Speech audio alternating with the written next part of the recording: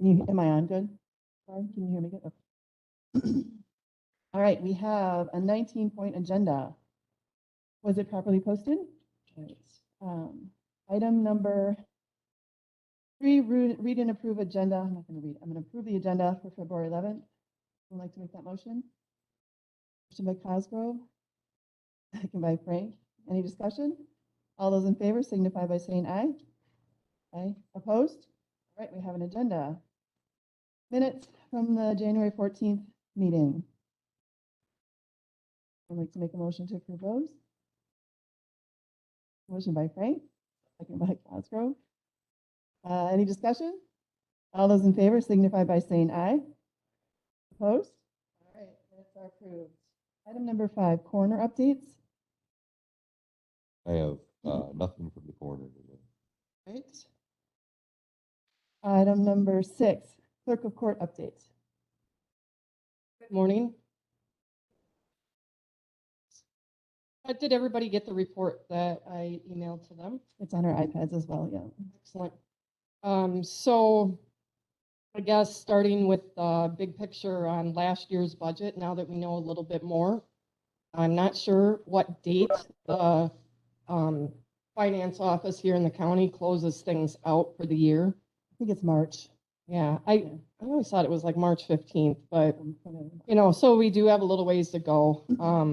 And as I've been submitting like attorney bills to the county, I noticed that a lot of them now are like, they have a small portion of 2021 on them and then a greater portion of 2022, but I've been dividing them out and calculating things for the finance office so that, you know, they can split them in the years. I think I probably could just say pay it all out of 2022.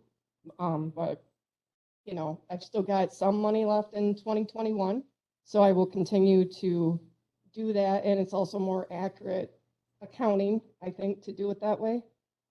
So as of the reports that the finance office gave to me this week, it looks like we're more than 5,000 under still in our 2021 budget. And we are over our revenue projection more than $57,000. So, you know, that's good, I think, and hopefully helpful to the county's bottom line. Just a note on that. So July will mark the 15th year that I've been in office. And prior to me becoming clerk, finances was something that the clerk of court office didn't do a lot with. They did the balancing, of course, that they have to do to pay the money out each month to the county and to the state. That's a requirement. Every county does it. They didn't do a lot with collections. And I asked the previous clerk about some of the collection tactics that she used, and she told me, you won't have time for that. And it was hard. And in those first several years, I pretty much worked double time. I've developed the duties within, and I do those. So when I say I do double duty, I know that my peers all pretty much have financial people in their offices. I like to be hands-on with the financials. So when people do disagree with something that I'm collecting on or whatever, you know. You already understand the situation. Yeah, I understand the situation, and I feel that me, as the person elected and as the person leading the office, I should take those kind of disgruntled calls. And, you know, I'm kind of like the last stop on it. So I would rather that I be responsible for that, but it has been a lot of work, and it actually is a kind of like a separate job description. I'm a financial specialist now and your clerk of court. So that's just that, you know, and it's been a lot of work to get to that point and to get, you know, to be able to train the staff to do so they can handle the case management aspects, which I also do some of, and in their absence, I do, but so that I can spend more time, and I'd love to be able to spend even more time on financials. But as we have like efficiencies that happen, that software allows us to in case management and stuff like that, we try to harness every single one of those, because then that gives me more time to step back onto the financials. So I'm not saying and never saying we need to hire financial specialists. That's not what I'm saying. I just want you guys to recognize and to acknowledge that this is a duty that was not done ever in Richland County. The collections and I've been appointed to the state board on court collections and finances by the state director of courts office. I don't have a financial background. I thought accounting class at UW-Madison was horrible.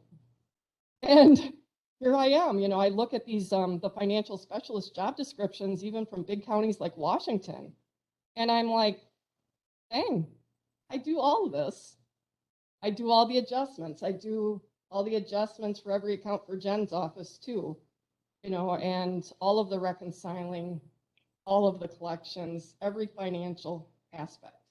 So this kind of thing, what last year shows with being over this much on collections, this is the goal of what I've been trying to get to. I still set projections high each year. It's not like I'm setting them low so that I can do this. But last year, everything kind of came together. And so, that makes me happy. And and also like writing grants, over $200,000 last year, non-matching funds that I got. I like to focus on the financial stuff because I understand how it affects the county's budget. So I just, I want you guys, you're part of the board only, but as I go to personnel and finance and as they set salaries for the next term for sheriff and clerk of court, I do want some consideration of the financial duties that I have taken on and made as part of the clerk of court's role. Because another clerk of court coming behind me, they might have to hire a financial specialist.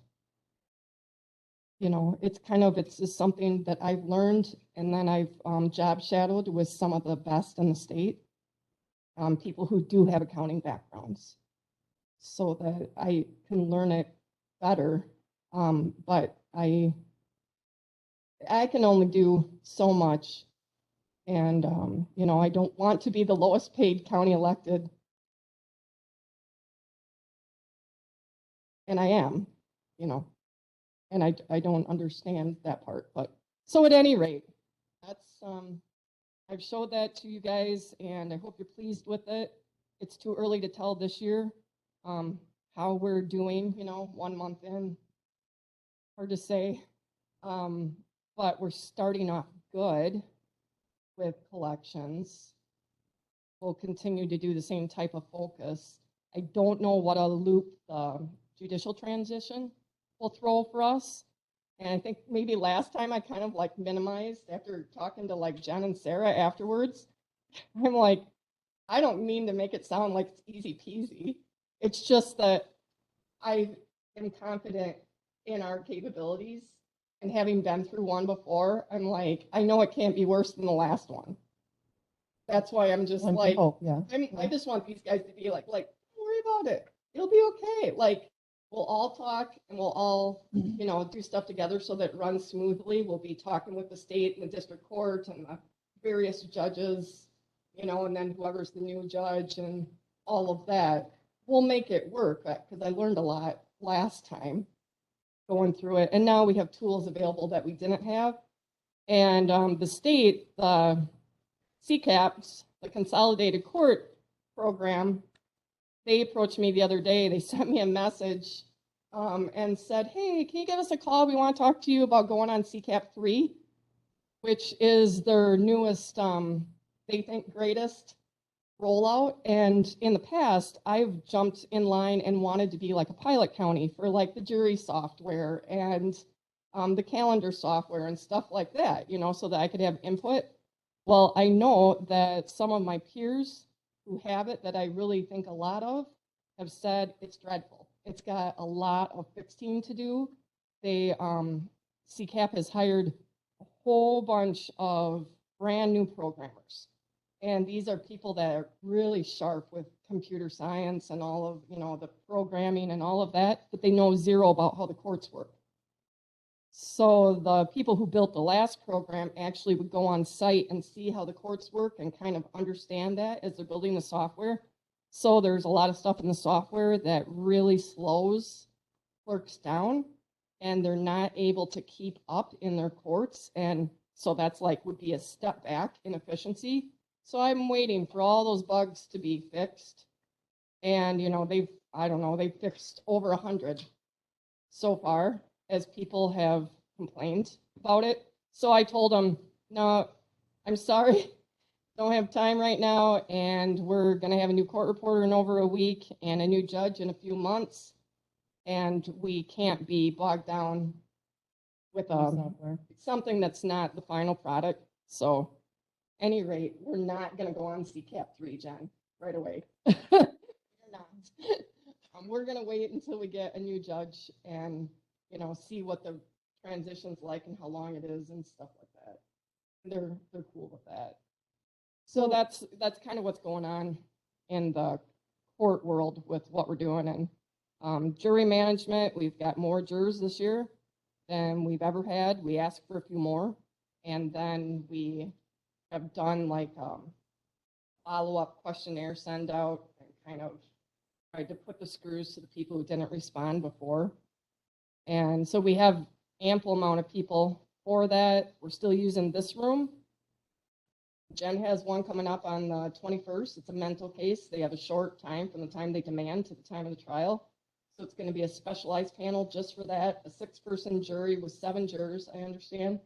And she may be using this room, and we've got it reserved through Derek.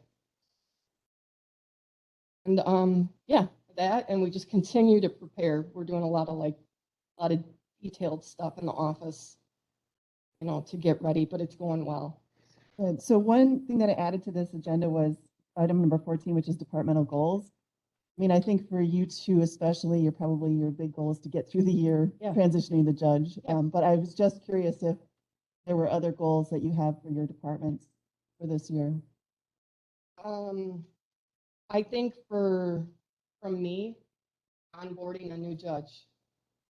And that seems like a big task. So. Yeah, and so it is. It's Yeah. and starting out with great communication. When Judge Stark became the judge, he and I sat down together and talked for about 3 hours about budget and financial matters because, attorneys, they don't work with that stuff. DAs don't work with that stuff. The judges don't even really, but he makes a lot of decisions that have a financial impact. And so to understand that, how you're going to review and determine if people are indigent, if they can't get a public defender, and then what are you going to do about it, and how are we going to make sure that they are reimbursing the county, working with the clerk so that right from the get-go, I have that relationship with the defendants and, they're plugging along, making deposits. And in family cases, the same deal. Somebody's going to duke it out about custody. They need to make significant deposits into the guardian ad litem trust so that we start the case out with $1,500 on deposit. Not having people say, well, I'm indigent, particularly people who have an attorney, which really burns my butt. So if you can afford an attorney, you can afford to make a guardian ad litem deposit, and you can afford to reimburse Richland County. There is no absolute waiver of guardian ad litem expenses because we'll set up a pay plan for minimal amount a month, and they could pay for years to pay us back, but they got to pay us back. So oftentimes one side, the side that doesn't want the change, isn't willing to make their deposit. So it's helpful if the court says, I'm going to order each side to deposit $750. The guardian ad litem may begin when, one of the 750s is posted. Some judges will say, we'll give it 30 days, and if both parties don't post, then you're going to have to post the 1,500.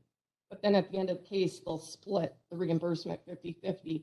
So those are the type of finances then that I'm doing, working with the assessments and the accounts and the adjustments and making sure the county gets reimbursement, but it's important for the judge to understand that because they're resolving the conflict and that's their main thing. But in doing that, we don't want the county left, holding the bag. Okay. Yeah.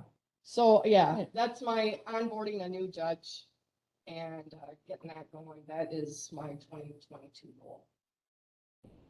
Supervisor Frank? Question for Stacy. So in your collections, is there collections that are just not recoverable? People are gone. Okay. There will be, well, if somebody dies, we write it off. Okay. Yeah, that's uncollectible. Right. I'm not it's their debt. It doesn't belong to their family, their estate, whatever. It was their debt. And yeah, I'm not that cruel. Also, if I send things so every debt that's not paid within time. So I set up a run in the software to calculate interest on the judgments that I enter. So everybody that doesn't pay by their due date, everybody gets a civil judgment entered. If you got a $10 traffic ticket and you haven't paid it, you're going to get your driver's license suspended because it's a traffic ticket. Just pay your traffic tickets on time. And then you are going to get a civil judgment. That's going to be there until you pay it off. So then we don't do fail to pay warrants anymore. Those cause problems in people's lives, they're just plugging along. They have a traffic accident. Officer shows up. Oh, hey, you've got a warrant. So bad day goes to worse. It's just that, and they're costly for law enforcement. So we don't do those anymore. So our tools are driver's license suspension on traffic tickets, civil judgment with interest, that I've got the accrual calculation set up. So it accrues every month at the rate that the state has, which is 4.25% right now. And while I've been there, it's been as high as 5. The previous clerk didn't do civil judgments. County could have, the amount of money, the amount of interest I recoup on civil judgments is thousands every year, several thousands. So that's an important piece. Some counties don't do it, whatever. Tax intercept on everything that's over $20, state debt collection on everything that's over 50. So tax intercept, if in order to send them to state debt collection, I have to take every account back. So, thousands of accounts that I've sent over, I have to remove them from TRIP and send them over to SDC. SDC is great because a lot of times I don't know if someone is deceased, and they will do like a return file every month of data, and I can go through and, okay, that person is deceased, and then, write it off. They also will let me know, sometimes they communicate with somebody, they won't let me know the reason, but they'll say this is an uncollectible debt. And I won't zero it out then, but I know SDC is not going to collect it. We got the civil judgment. Maybe someday they're going to try to buy a house or car or something. I don't know. But the debts that I have gotten court orders to zero out since I've been clerk are ones that never had they're over 20 years old. They never had a civil judgment entered on them. And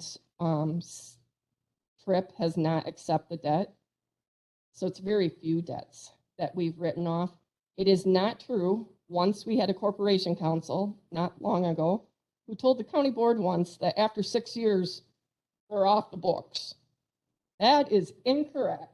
I do not know where that individual got that information. It is 100% incorrect. There is no mechanism and there's no time limit for fines. You can't, just because it's 20 years old, that means absolutely nothing. So is there an improved way, and unimproved, is there another way, a way to make it easier for people to make payments that you would be looking at, an online system? I know people like to do that. Is there anything new that enhances that more? We've had the online payment system for years. And when I first became clerk, that was within the first few months, I set up options for them to be able to pay online or over the phone with a debit or credit card. They don't have to come in. So that's been going for almost 15 years now. And then the state through wicourts.gov, what everybody loosely calls CCAP, it's not. it's Wisconsin Circuit Court Access. Through that, they have an e-payment option where you can go in and add your fine just like a shopping cart. It just looks like you're shopping on Amazon. And if they're set up on a P plan with me, it also will take, when they go to pay, it just shows, okay, 25 a month or 50 a month, this is what you pay. And that used to be clunkier than what it was because the state went through US Bank and the US Bank only had a contract with either Visa or MasterCard, one of the other. So half the people out there had the wrong card to pay on that. Well, now they've negotiated better in the last few years, and now you can pay with pretty much any type of card or straight, I think, from like a check e-pay online. So what we've done in the office is for efficiency, this last year, we went away from GovPay because that required us, that's the one, we had to run the payments, the electronic payments. And then we were running the payment and we're generating the receipt and we're reconciling GovPays every day and at the end of the month. And often they don't hit the bank at the end of the month and it's this big old hassle. So said, we're not going to do those anymore. Now, if somebody says, I only have a credit card, we say, you can use our public access station, to pull it up if they come to the office, or you can use your phone and we'll show them how to on their phone. If it absolutely won't work for somebody, or if they call us and say, I'm online, I'm trying to do it, we will take their information and we will go on there and do it for them. So we're not holding their card, but we have to ask them the card information, but we're not keeping any confidential data in the office. So that's even working remotely. Like last week or during the week, one of the weeks when I had COVID, I was at home working and I processed a couple of people's payments electronically from home. They call and they tell me I'm trying to pay this. And so I went on the site with them to make sure they're doing the correct steps. And then said, you know what, I am in there. If we can do this, we can process this now. And then my staff doesn't even have to generate a receipt. The system will generate the receipt, for them. And so that's pretty slick. So yeah, we have every payment capability that anybody in the state, and probably more than some. All right, thank you. We need to get moving, I think. So, sorry. No, that's okay. Great information. Just we have a long way to go on the agenda, so I'd like to keep moving. So the item number 7 would be probate. So we have started, I just wanted to let everyone know that Sue Kataravic, who's been a Judge Sharp's court reporter and has served the state of Wisconsin for the last 33 years, will be retiring. Her last day is a week from today, February 18th. So I felt like that came up fast. The judge and the district administrator, Pat Brumman, are actually starting some interviews today. So that process will continue. And we'll be looking at getting a new court reporter on board. So I'm just putting out there that it's starting. So The transition is starting. The transition is starting to new people. With that, so we've already mentioned the new judge and the new court reporter. So that's kind of in my goals. You mentioned that. Mm-hmm.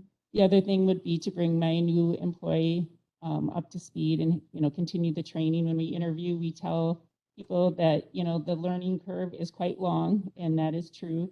So it does take several months before you hit all of the different types of situations and cases and things that come up, so that she feels like, in my absence or when I'm with someone, that she can take things on herself. So those would be some of the goals: is new court reporter, new judge, and bringing my new employee up to speed. A lot of new people. So having said that, if any of you have time to stop in a week from today on Friday afternoon and wish Sue farewell, she's just going to be very small, nothing here in the boardroom, but they're wishing her well in her new endeavors in retirement. So that's a long time to work. Yes. As far as the reports, I have to apologize. I didn't realize until I spoke to Barb this morning that when I sent an email through the help desk that it did not go through. Sometimes CCAP puts some extra securities out there. But anyway, it wasn't received to MIS until this morning. So on the reports, those probably just came through on the agenda this morning. But just to kind of give a very brief overview. So at this point in time, I still am under budget for 2021 by $9,794. We still will be getting some attorney fees through. So in the month of January, the disbursements were quite large to attorneys. The total disbursements just in the month of January to, like I said, much work to attorney fees was $21,431. So we still will have some bills coming in, but I just wanted to point out that, as I've mentioned in the past, a lot of those come in All at once. all at once. Interesting. So that is, I just wanted to bring those to your attention, and they should be, if you want to take a look at any of the details, they should be there under the Yep, register of I know. probate. So, and if you have any questions on that, I'm always happy to answer anything if you ever want to stop into the office. Really, that's all I have for this month, unless there's some specific questions you have for me or things. I will say, in addition to the goals I already mentioned, I will be trying to increase financials as well. I also thought that in our office that could be improved. So I've been working towards that, but with being short staffed and sometimes by myself, sometimes that kind of fell by the wayside. So hopefully now that I have staff again, that can be picked back up and improved again. So we were over revenue for 2021 on the projected revenues as well. So not nearly as much as Stacy, but we were over revenue and so far under budget. So Very good. hopefully that stays that way. And the judge retirement official date is still, At this time, I'm going to correct, it's still April 1st. okay, So he will work the one day in April, and that will be his last day. okay. All right. Any questions for the register and probate? All right, thank you very much. All right, district attorney, I haven't heard from her today, and I don't see her online. Assume things are fine. All right, so now we move on to the sheriff's department. Item number 9, approve monthly invoices and other sheriff department reports. You want to go to the bills first? Or? Okay. I didn't see anything on there that raised any, other than we had a pretty big bill for the care of prisoners this month, but not anything. Yes, and then there's the maintenance contract. Right, but that's for the building. expected. I Yep. mean, that's in our budget, and that Yes. we knew that correct. was coming, so I wasn't concerned about it. I'm assuming that we need to, is that somewhere later in the thing that we will, yeah, we'll need to approve that because it's over 5,000. All right, would someone like to make a motion to approve the bills? Okay, motion by Cosgrove, second by Frank. Any discussion on the bill? All right, all those in favor signify by saying aye. Aye. Aye. Opposed? All right, the bills are approved. All right, shall we move on to your report? So January numbers, number of bookings is up to 54. Average inmates housed down slightly at 22. 205 complaints handled by the sheriff's deputies for January. Traffic citations 43, bit of a jump there. And civil process, 18 papers served, 7 transports for the month. Average number on electronic monitoring at 4. Total activity for dispatch, 421 calls for service, 98 calls for EMS, 88 calls for the police department. Busy month. Anyone have any questions on the report? All right. So then we should move to item number 10, approval of the 911 outlay invoice.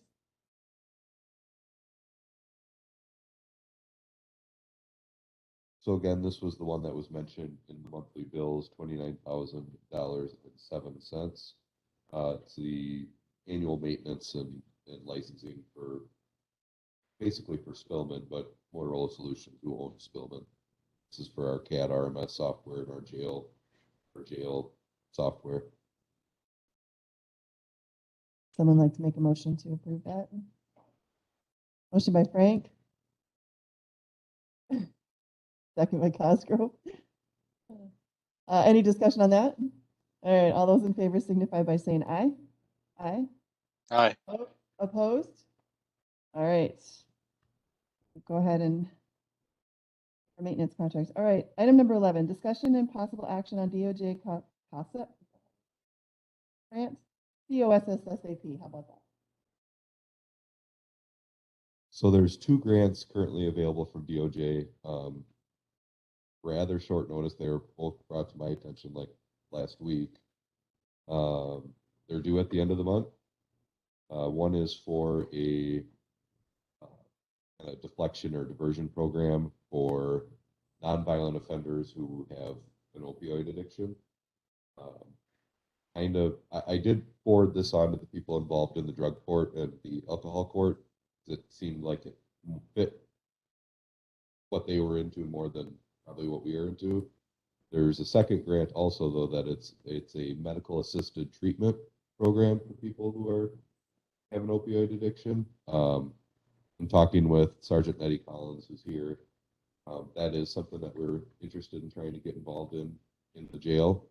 And at one time, there was some push with Health and Human Services to create a program like this in the past. It kind of fell to the wayside.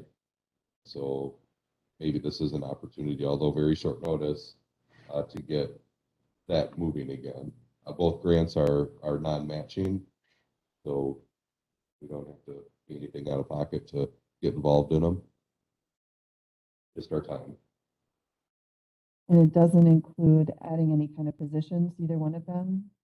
I wouldn't foresee us needing to add a position, at least not in the jail. Okay. And you guys have someone to write this? Are you going to write this? Or We'll find somebody to write it, yeah. so you have someone who It sounds like there's a few people interested in it, so. work a team effort? All right. I have a question. So how much is it available? I read some of that. And what's the purpose that you're going to use it for? Is this outpatient treatment? Is this, what's the plan for that? So the amount available is $150,000 over 3 years. So total $150,000.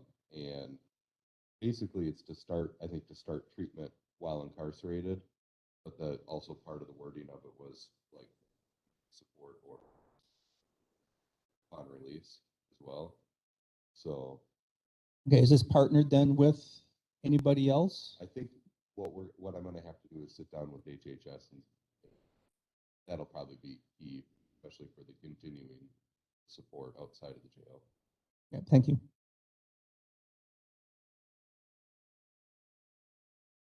Any other questions? So are we making a motion to approve the application and acceptance of both? Do we need separate motions, or should we do it in one motion to do both grants?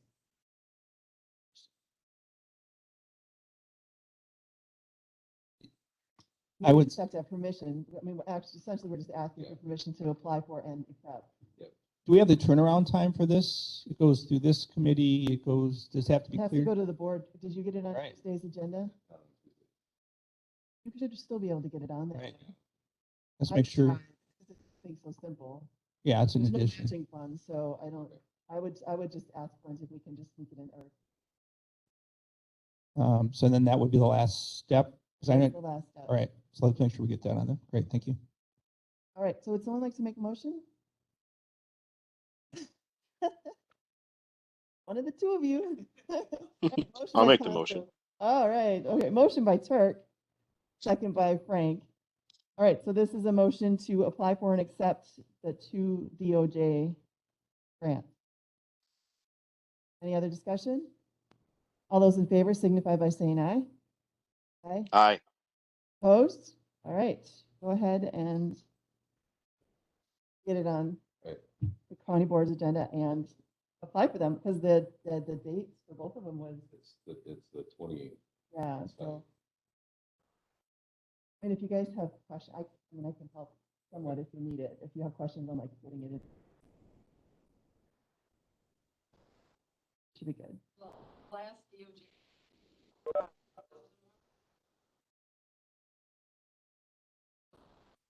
J1, the 150,000 non-matching that I got was competitive. And I know with that, they were telling me, don't wait till the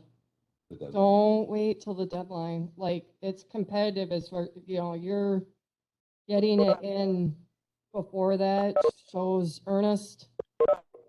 Yeah, make sure it's well put together, well written, all of that stuff. Because it does, I was told that makes a difference. And so 150 was what ours was, and we got the full amount. Okay, good luck.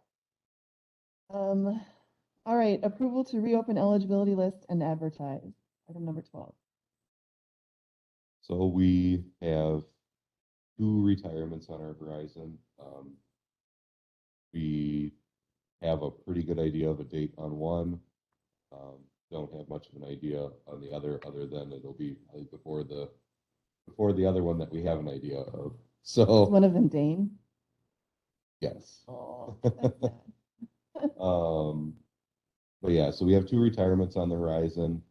We'd like to get started working on at least an eligibility list. So in the event that people start leaving, we can fill the spots as soon as they're, Right. and start training as soon as we can. So looking to open and get an eligibility list going. Someone like to make a motion to that? Motion by Frank. Second by Cosgrove. Any further discussion? All those in favor signify by saying aye. Aye. Opposed? Okay, go ahead and do your eligibility list. All right, jail inspection report. So in December, as everyone is aware, well, you aren't, maybe not aware. In December, the Law Enforcement Judiciary Committee did an annual inspection. So what happened was I was reading statutes and I ran across this little blurb that says county board's supposed to inspect the jail every year. So we did it. And so what I just want to, we don't need to get into a lot of detail unless there's concerns or questions about the report itself. But one of the things that we talked a lot about is during the inspection was looking at the things about the jail that are ongoing long-term limitations, I think is the best way to put it, with our current physical setup of our jail, things that we can't really control completely, because we can't change where the walls are in the jail and how much space there is. We can't make that space bigger. So what I was trying to do with this was to really highlight some of those concerns that have come up every year. With the jail inspector has a lot of respect for our staff, which I think we should be really proud of. He over and over again says that our staff does an excellent job with what they're given, with the limitations of what they're given. And so for me, what I want to do is start setting up the conversation of what are we going to do about the fact that our jail is old and not set up the way it should be. Because obviously that's a financial conversation as well, of how and when we could build, or I guess in some way remodel, but I don't think that's a realistic, but we should start having those conversations. So I just wanted to preface what I wrote in here was really following along with what the jail inspector was finding. And so when we were going through the inspection process, we had his inspection report. So we were specifically talking about the things that because obviously he's an expert, we aren't. So going off of what he is talking about in his report is really what I highlighted in our report. So were there any concerns from the department or the jail staff as far as, I don't think anything was a surprise. It was all stuff that was already talked about, and the jail inspector had already spoken with you all. I mean, I would like to see maybe, if you could just update us when you kind of address any of the concerns that like the shower tile, have we gotten, Yeah, and I don't Things like have, that. I don't have your your report opened up in front of me right now, Yeah. but there are some things that we have addressed that I can remember from looking at your list, like the shakedowns is one that stood out to me. We do have a new form that they fill Shakedown, out. is that a facility inspection? Yes, yep, Okay.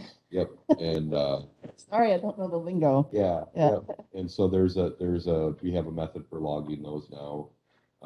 So we have addressed some of those. We still need to, the camera system is gonna be a larger undertaking. But we did borrow for that, correct? did So we borrow. have the funding to do that. Hopefully it's enough, yeah. Yeah. That's my only fear, is it won't be enough, but, we need to start working on that, and that was actually listed in one of my goals for 22 is to get that completed. But there's some other things I think we still need to get those grates installed, but we've been discussing that.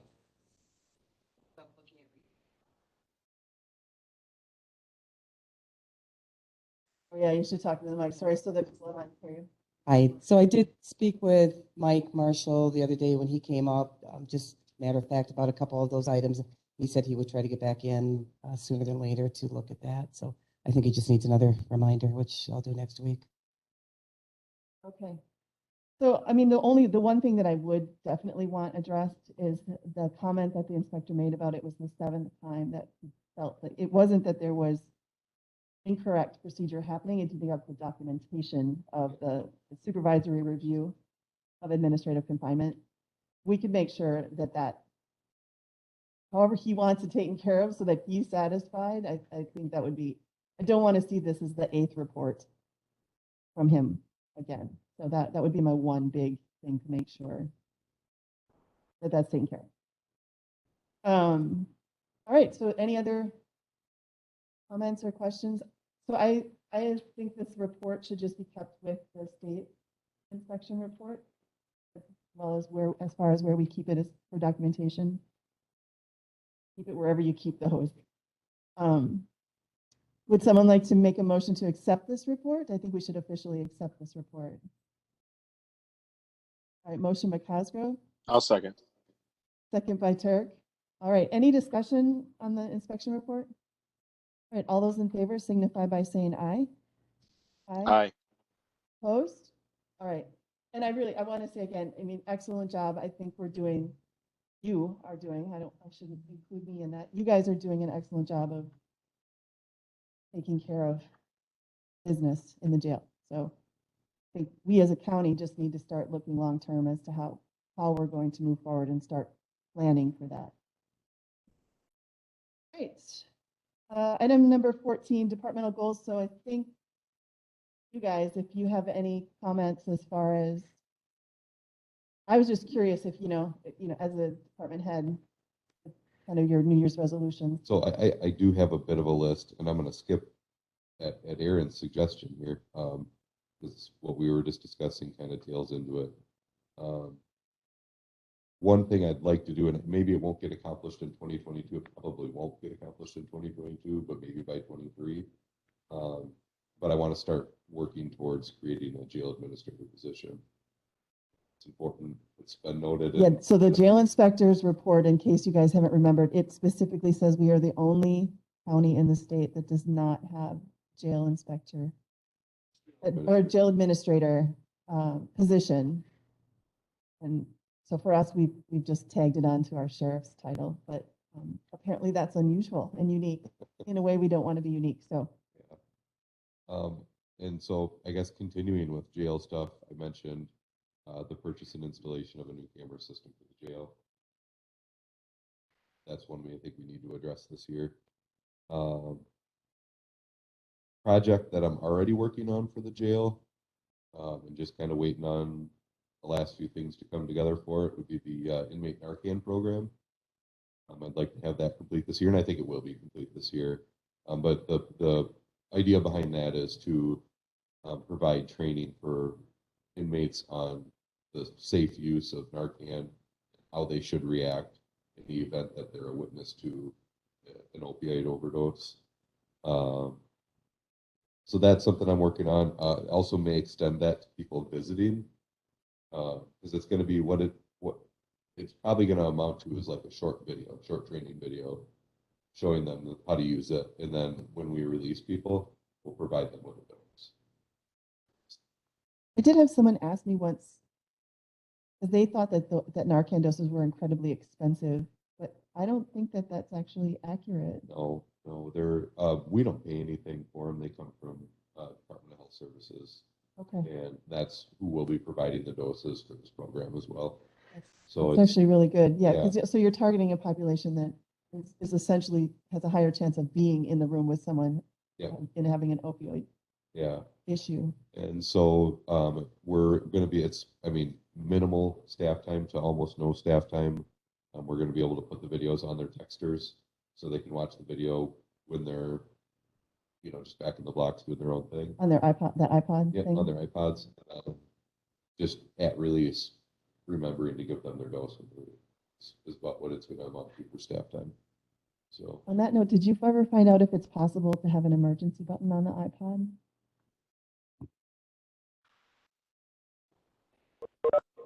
Yeah, because that would address one of them being able to communicate with, that works, that would be ideal, right? yeah, yep.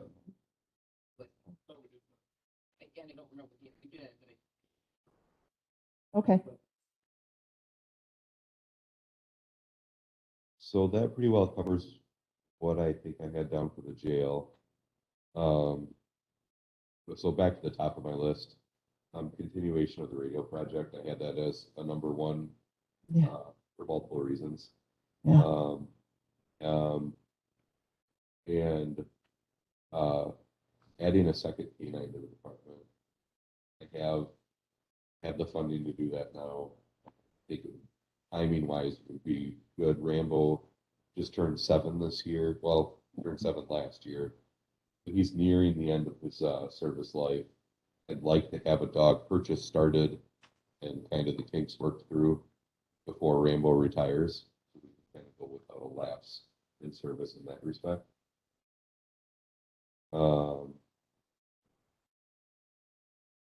Another project that I'm working on with Richland Area Crime Stoppers, it's the P3 app.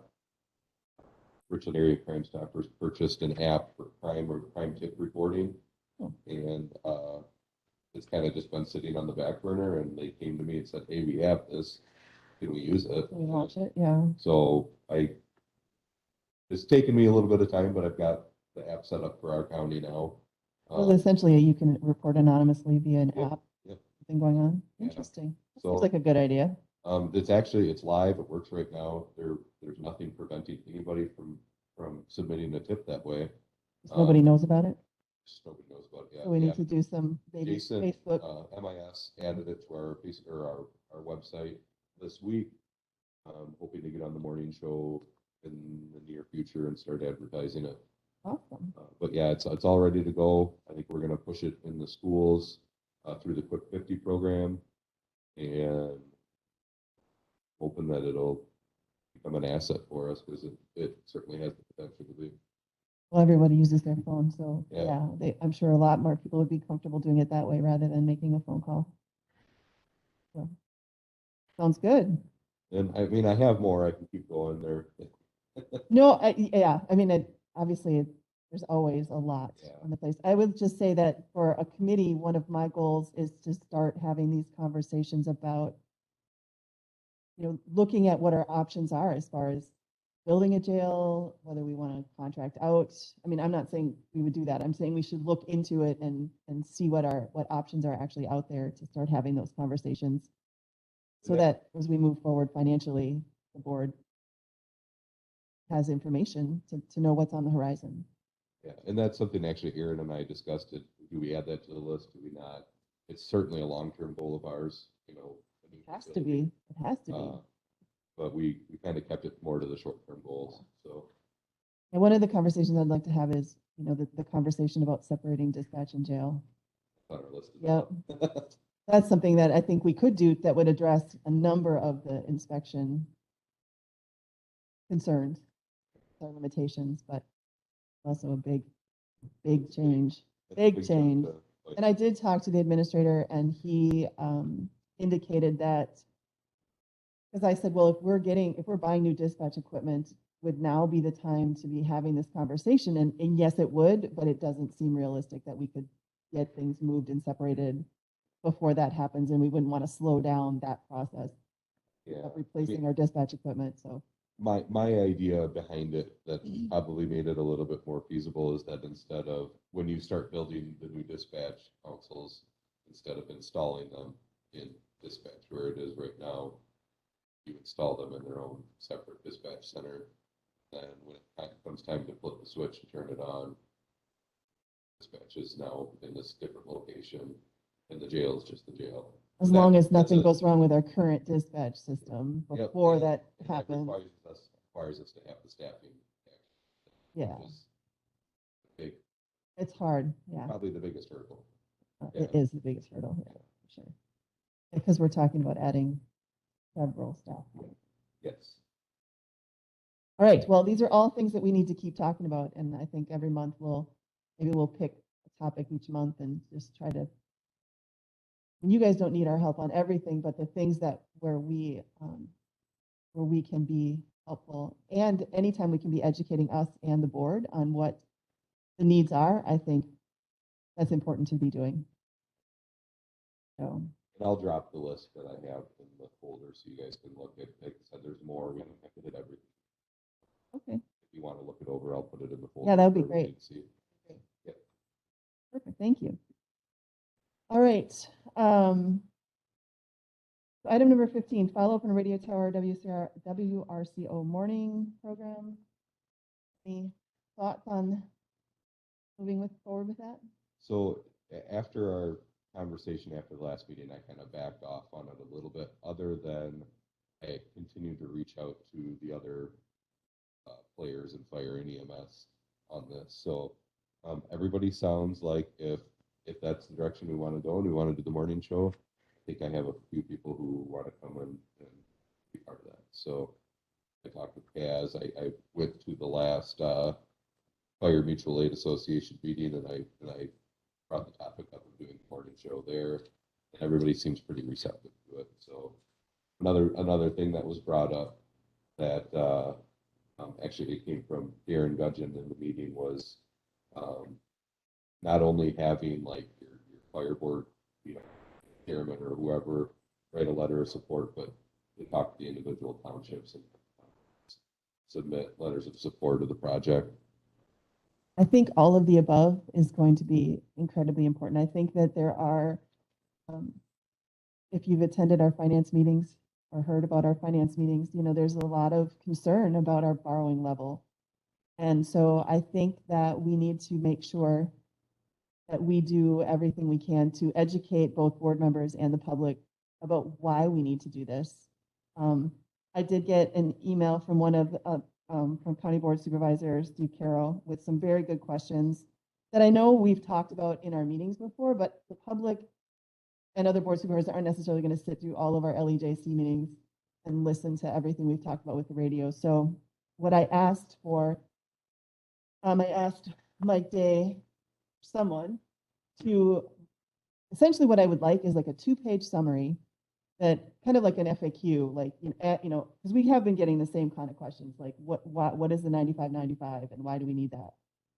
That kind of stuff. So I would like to produce like a 2-page summary, because no one wants to read a 119-page report either. I mean, it's thorough and it's wonderful, but a lot of it is over everyone's head. So I would like a 2-page summary that's kind of in lay terms. It just really gets to the nuts and bolts of why we need, what we have now, why it's not okay, and what we need. And so we'll be working on that document that I will send out to all the supervisors. We can send it to the media, so that everyone can get an easily digestible version of what we're doing and why we're doing it. But I think that the WRCO thing could also be really helpful.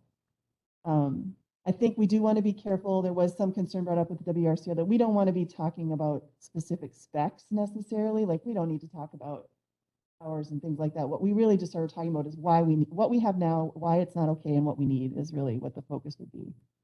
So I think that that's why if we had the township support and if you were able to get people to write those letters, and if you're able to get people to go on the RCO show with you, I think that that would really be helpful.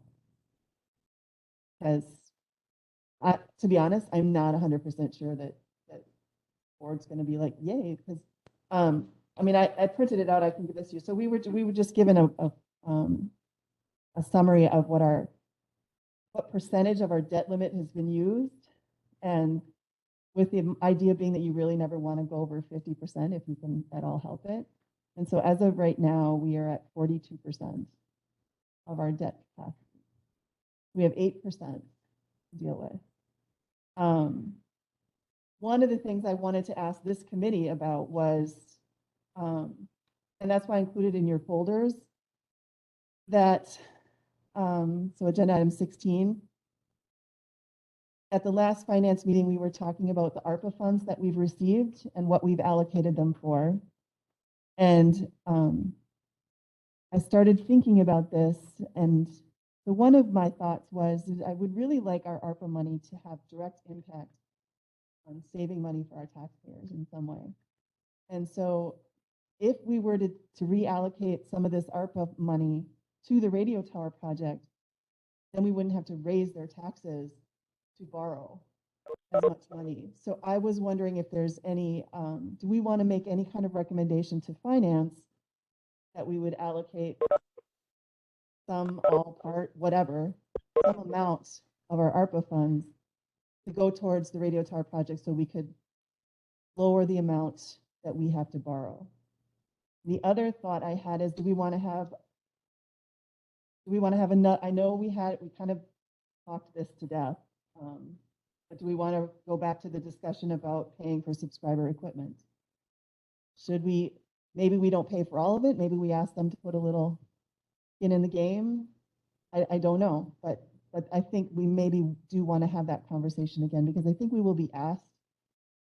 I know we will be asked that by supervisors when we go to borrow, you know, and I'm not saying that I think that's a good idea to not just pay for it, because then we make sure that we have all the right equipment, everyone's got the same thing. I understand why we had that conversation, but I just don't know if we should revisit it. So I'd be curious to know what other committee members think. Oh, yeah, I think the ARPA money is a good location. Obviously, there's a lot of needs out there. I don't know what you take from to put into the radio project, and that's the list that you gave. Is that that's the rough breakdown? That's the of breakdown that funds? we at finance decided to give. What Okay. I was a little disappointed to see was that the fact that there's no plan in place to use the money in those categories. Clint indicated that there was people had some ideas on how to, like the public health response. I don't know. I mean, we haven't spent any of that money. Right. Well, we've clearly been publicly responding. So, you know, it's unclear to me. And I did ask him to come to the next finance meeting and let me know, or let us know, if we do have plans, like if there are specific plans in place to utilize those funds. Yeah, I agree that, especially, you know, some of those are down there, you know, the broadband infrastructure, that's a radio, I mean, that's a broadband, This but is still it's infrastructure. communication. Yeah. And this Although is infrastructure. I so should you're tell right. you that, I don't know if you saw this, but we did vote at finance to allow 1 million of that to be put in our contingency fund for us to deal with transition over the next couple of years of consolidating services or eliminating services. I did vote in favor of it. I wasn't overly enthusiastic about it, but I do understand Clint's reasoning in wanting to do that. But I think that it's not permanent. I mean, we can change our minds and have further discussion about whether some or part of that should be reallocated towards this project. And then to your question of the end user equipment, I'm in favor of having a percentage. I think having skin in the game is an important piece of the puzzle. Whether it's 10%, whether it's some number, and I think that number can be looked at as part of where does that meet the budget. Working with some of the state programs, having that commitment of being able to come up with a percentage makes them viable, makes them interested, makes them realize that this is their equipment and it's it may not get replaced. If they break it, it does not mean they're going to be getting new equipment every time they break it. That's theirs to maintain and theirs to replace in the future or to add on if need be. So I think that's something definitely we have to have in the discussion. What that percentage is, it can be low. I guess it's going to depend where some of the budget numbers come in. The one concern I have, the big concern I have with it is, I'm just not sure if they can afford it. Like, I don't know how they get their funding or what funding they have access to. And I also don't like the idea of taxing people twice. So if we're taxing them for the radio tower as a county, and then the township is taxing them for equipment, I guess it doesn't really matter because it's all coming, probably gonna all flush out in the end, but, do you have a comment? Do you guys know, like, how well would they even be able to, is it even realistic to expect they could pay for their own? I think different departments are gonna have a different capacity to do that. The volunteer departments, Yeah. like, how do they Yeah. even get? And I think there's been actually quite a few questions raised on that topic. And some things that probably need to be figured out. Like what the last meeting I attended, one of the questions was, okay, so the county just bought us all this equipment. Who owns it? You know, Right. do we own it or does the county own it? You know, who's responsible for it? Well, ultimately they're responsible for it. It's in their trucks, but And who's gonna replace it if it breaks? so there was that question. The other question that keeps popping up with a particular department is, what if you guys award the project to a Kenwood, outfitter, and we don't want wood products in our trucks? Like, Maybe they would rather pay for it themselves? Is that what they're saying? So they can pick what they want? and that's just it. And Or then they the want it next- paid for, but they want to pick what they The want? next department says, I don't care what it is if the county's paying for it, as long as it works on, so, yeah, That would be the response we want. Yeah. Yeah. Supervisor Frank. So I think the question also comes up, many of these departments, and I understand we do have some small, they're pretty much all volunteer, but the real small ones, the smaller groups are going to have it tougher, but most of them have a budget for radio equipment. When they put a new truck in, you put a new radio in. Sometimes they switch an old one if it's still manageable, but they've already budgeting, many of them are already budgeting money, and I think part of this project would be knowing that information. In your last couple of years, what have you budgeted? What have you put into radios and equipment? Because that's just heading into this project. Would you say that of the departments you've spoken to, have any of them indicated that it would be almost impossible for them to pay for their equipment? Well, so the thing is, like, some departments, like Lone Rock, if we went to a digital system, Lone Rock is ready to do digital because they work in Iowa County. So it would just be a matter of programming their radios to talk with us. At the sheriff's department, again, it would be a matter of programming our radios. So for us, it's not. Because you're analog right now, is that correct? We are analog right now, Right, but yeah. we could go digital. But as far as I know, that's it for departments in the county that probably make that. Barb's shaking her head no. And the fire department's ready to go digital, but even those that are ready to go digital, usually from both the vendors that I've spoken to, have to purchase licensing to do that. So even though the radios are functionally ready to do that, there are costs associated with that. But the other piece of this that I'm not hearing anybody mention that's really important, if they work with Crawford County, they don't want to go digital because Crawford is still analog, right? I'm saying that one right? Well, Crawford and Grant both are currently still digital, but I believe Grant's, Analog. sorry, analog, yes. Didn't Grant upgrade and decided to stay They analog? decided to stay. So Analog, right. when you're looking at some of these, that's also a piece of it. I can buy you a piece of equipment, but So like Blue River is probably going to want to be analog because And that's another, Grant County is analog. Because And that's Blue River is what another- handles my area. yeah, and that's a whole nother animal in itself. Right.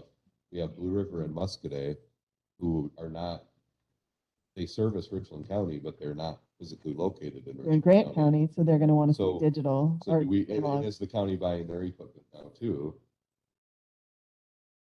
Or not, Right. Well, I certainly want them to be able to come to my house if I call. you know? Sorry, So, but Although I don't know, It's a messy usually thing. we just sort of figure no one's coming, we'll just have to go to the hospital Yeah. ourselves. It's a messy topic that really needs probably some more discussion.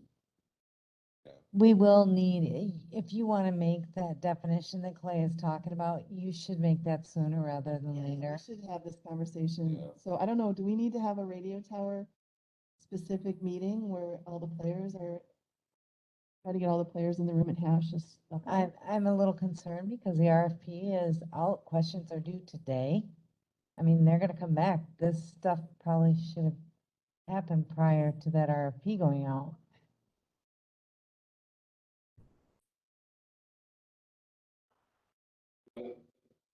Chair? Yes. Sorry, Can Clint, you you're hear me? cutting out. Yeah, I would agree Oh, that now we can. we There you already are. have an RFP. Oh, can you hear me now? Let me turn my camera back off. Maybe that's lagging. I would agree with Director Scott that concerns that we already have the RFP out. A lot of that is with system design. I don't think it's specified on there and exactly who's paying for what when it comes to subscriber radios and those types of elements. But my concern, like the talking point that is coming up on the agenda on when we're going to take a authorization resolution to the county board that's going to need 3/4 votes to go forward with borrowing. Without those questions teased out, I think that it makes it more challenging for the county board to have 3/4 vote confidence in it. So if there is a a meeting that can be put in place to, I don't know if you're going to be able to solidify everything, because as we get into the project, there might be unforeseen variables that impact the costs of things, and there might be the opportunities might present where we're going to have to slim down different parts of that expenditure budget to make it work. But I think hitting the county board floor with as much expectation as we think we can muster to approach it might be worthwhile. Again, as you will need a 3/4 vote to establish a borrowing. And when that happens if that happens again in the existing session or the next session, I would defer to your folks on when you'd like to see it hit the county board floor. Thank you. Yeah, so let's have that, let's quickly have that conversation. So Administrator Langrick called me the other day asking what I thought as far as when do we want to go to the county board to initiate the borrowing process. So the question becomes, do we want to try and get it through in this current seated board, or do we wait until the new board is seated in order to move forward with the borrowing? I mean, I can see both sides. On the one hand, the current board has the knowledge. We know what's going on. For the most part, we know what's going on as far as people outside of this committee and finance. On the other hand, we're borrowing, and the next board will be stuck with whatever we decide. So I would welcome thoughts. The organization is April Yes. meeting? April meeting will be new board seated. And I believe that it's not, we have 4 seats that don't have anyone running, I believe.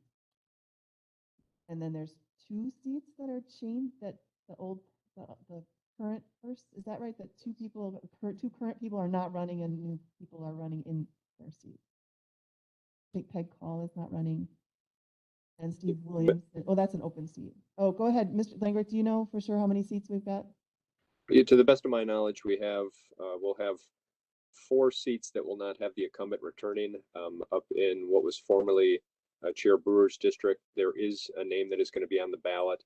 We have 3 in the southern part, I believe, right now that do not have a name that's going to be on the ballot, and that would be Supervisor Nelson, Supervisor Calls, and Supervisor Williamson's. Thank you. And just, can you verify for me, Administrator Langrick, if we have 4 seats that have no bodies sitting in them, we need 3/4 of 17, or we still need 3/4 of 21? It would be 3/4 of those seated. So if Of the we had- 17 or whatever. correct, that wouldn't be automatically 3 Okay. no votes of the total seats. It's of the seated officials. Okay, thank you. All right.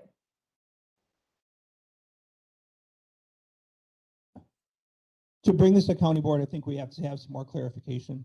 And I think one of the clarifications is it needs to address what the end user picture is going to look like. I'm concerned that if the townships bring these, are legitimately bring these questions up and we don't have answers, we have not done our due diligence to inform them. So I would like to, and I'm not sure the process chair, that to have a meeting. I don't know if a couple people want to get together with the sheriff and come up with the different agencies and the different resources, those that are in the county, those that are out of the county, and come up with some suggestions, ideas, recommendations to bring back. You know, if they're out of the county, there's a different percentage. If they're in the county, there's a different percentage. I don't know, but I think we have to have something more concrete. Otherwise, even our budget with the RFP is going to be a challenge. Yeah, I'm going to ask Director Scott, did we include, when we counted up all the equipment that we asked for the RFPs, did it include Muscadet, Blue River, anyone that potentially services people in Richland County? Yes.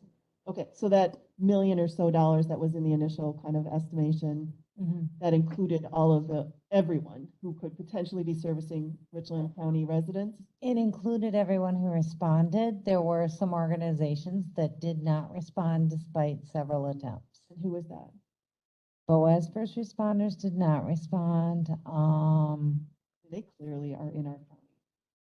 And I'm servicing trying to remember county. who else.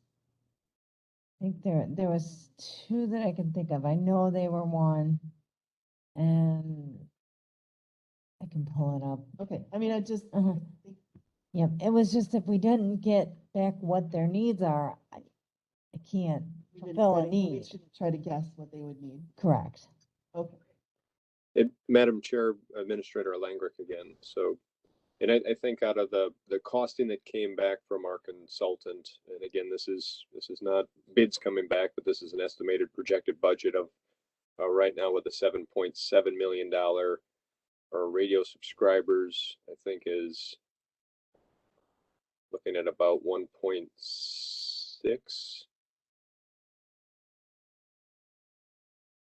for radio subscribers. So I mean, even part of the bids are going to be coming back is going to be to have those expenses in it based on our RFP that we put out there. So I guess what, you know, the different things that might be addressed is, you know, we're not going to exceed that amount, or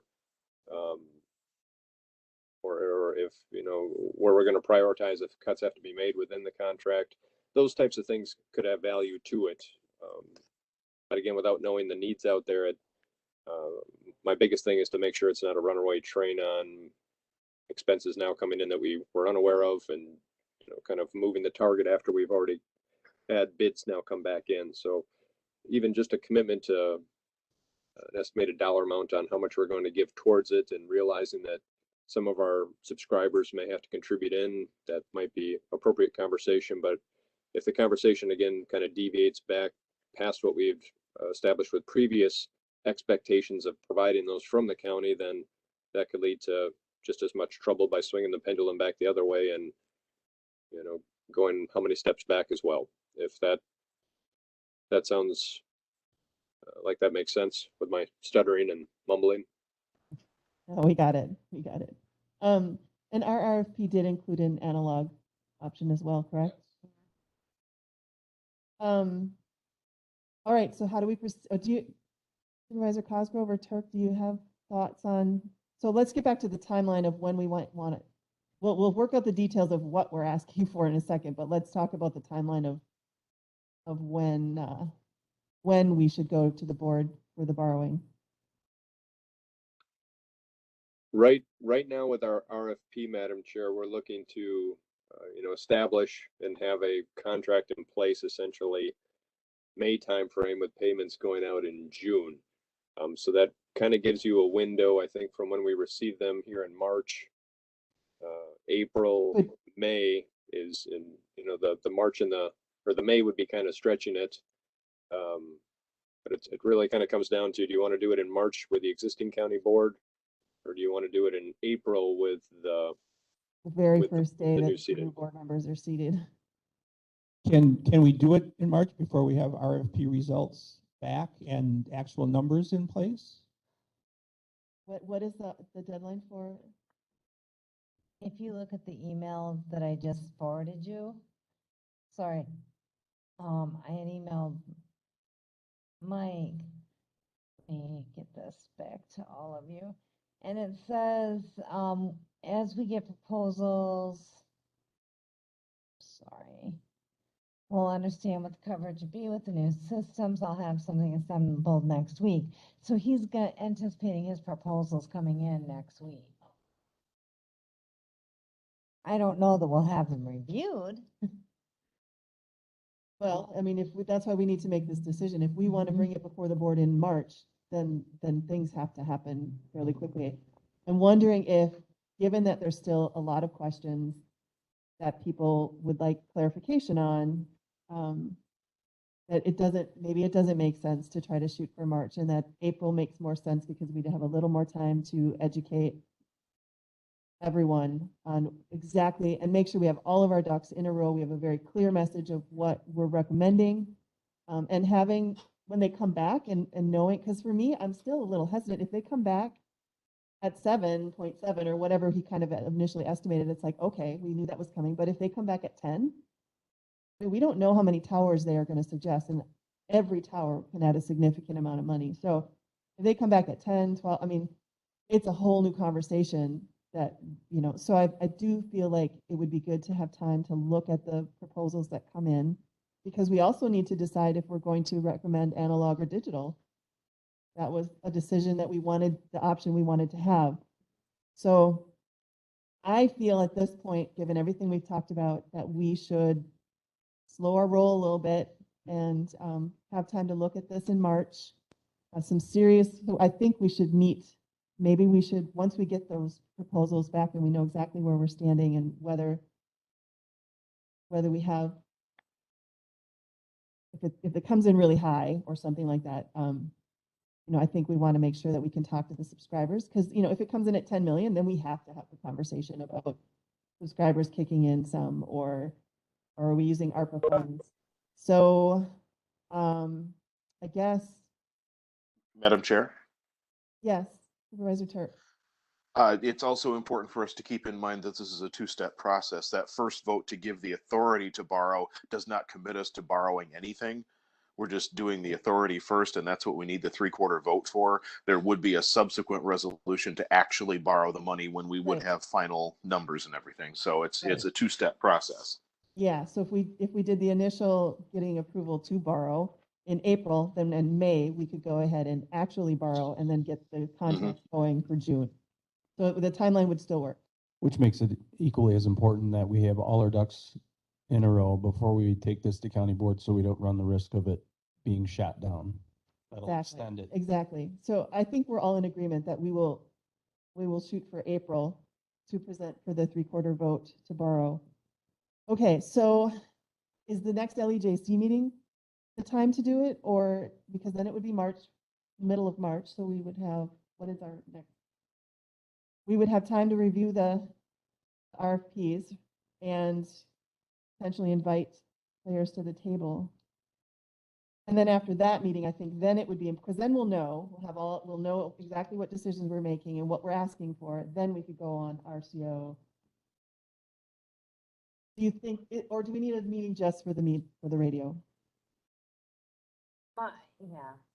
Separate one? My concern is that We could maybe we have it in get the bogged, evening so more people yeah, could we come? get bogged down a little bit with the other business, not that it's not important, but Right. that we don't have enough time to dedicate to that.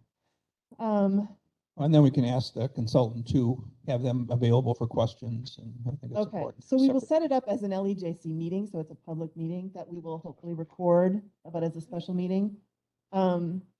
So a date to be determined once we talk to the players. And who can reach out to? So, I mean, I feel like once we get the RFP backs, they should be interested to know what they came back with anyway. So this could sort of serve as our, and if Mike can be there, whether it's online or whatever. Okay, so who's going to coordinate setting that up? I can. You? Okay, are you sure? All right. Just want to make sure, because And then I do think we could get going on the document, the two-page summary. We could start, think I will submit, because it's a little more, what I would envision on that is a little bit more than what you just said in the email to Mike. So I'll send you kind of what my thoughts were Okay, and questions I've gotten from supervisors. yeah. We can work on that document, but we won't release it until after we have that final meeting where we've nailed down all of the questions that we have. Does that seem reasonable? So I don't know what the morning show schedule is like as far as how far in advance, but you could potentially like ask Ron for a date at the end of March or early April. Anywhere before the county board meeting, you know, preferably a week or two before the county board meeting in April. Okay. Madam Chair, Yes, Supervisor Turk. as we're considering, morning show and things like that, it would be important for us not to neglect social media too, because, a number of course. things get stirred up on there. I think you could talk to, for instance, city library board members about how things get stirred up on Facebook, Yeah, so with their recent experience, the building, to yeah. make sure that we're putting, links to recordings out there and making, plenty of efforts to make people aware of meetings coming up and stuff like that in those platforms. It's a great idea. Thank you for mentioning that. Yes. So you have a Facebook page, correct? The sheriff's department has. And we could put notification on our website front page, right? Yeah. So yeah, agreed. We do want to make sure that everyone is aware of this. So that they can listen to our conversations and hopefully be informed before they shoot us down. The public. So, all right. Anything else on the radio tower? All right. So now item number 17, MAPI as a net. I think that was something that Supervisor Frank, so we'll start with that one. All right, so yeah, I did ask that. I do have a PowerPoint presentation, it's about 30 slides. Is it something you want to deal with today? And time-wise, that's up to you. I can fly through it pretty quick. It's just an overview, so I know there were questions last time as to what it is and what the history is. Yeah, if you want to go through it quickly, I that'd be can go great. through that quick. It's just kind of because I certainly don't understand what, I mean, I know it has something to do with emergency stuff, but.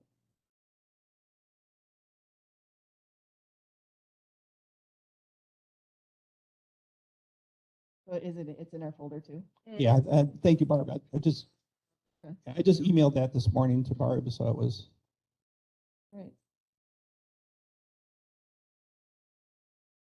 Oh, it's the NG 911 thing? Yeah, right. So this is the a presentation that NENA, the National Emergency Numbering Association, and I've done some editing. Oop. You can put the other slide. That doesn't matter which way it's out. Oh, I have to start. Okay. Online. Oh, got it. Good. There we go. All right.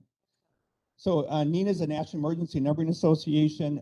They set the standards for 911 communications, dispatch centers, training, a lot of things like that. So I'm Bob Frank, currently the chair of the State 911 Subcommittee, Pasadena president, and Crawford County represents me to handle the work with the State 911 Subcommittee. So next slide, please.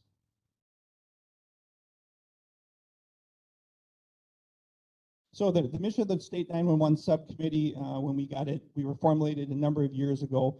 The mission is to promote, assist, and make recommendations for the implementation of a public safety system where anyone can use one number, in this case 911, on any device at any time from anywhere using any media to obtain a standard level emergency service. It's a pretty big scope of what our goal is, but the end result is we need to get away from just being able to pick up your phone to get to mobile devices and other things like that for 911. Next slide. Specifically want to be able to text stuff like that, right? Yeah, text, and we'll get into that in a bit here. Text is a big piece of it, video, telemetrics, there's all kinds of pieces that come into this. So the intent of this document is to present information on NG911 and the transition to it, provide a high level of overview. It's not a complete picture with all the details. It's not intended to make anyone an expert. It's to give you a picture of what can be happening and what's going on. Next slide, please. So a few definitions, access provider and service provider are sometimes used interchangeably. That's when someone makes a 911 call. Who picks that up? Whether it's Frontier, whether it's General Telephone in the old days, whether it's whatever company it is that actually receives that call and then routes it to the PSAP. The E911 network is a connection to move that 911 call from that caller to the PSAP, the public safety answering point. CPE is customer premise equipment. You'll see that quite a bit. That's the computers. That's the equipment here in a building, in a PSAP, not the stuff outside that brings that data in. Telecommunicator is the person receiving the 911 calls.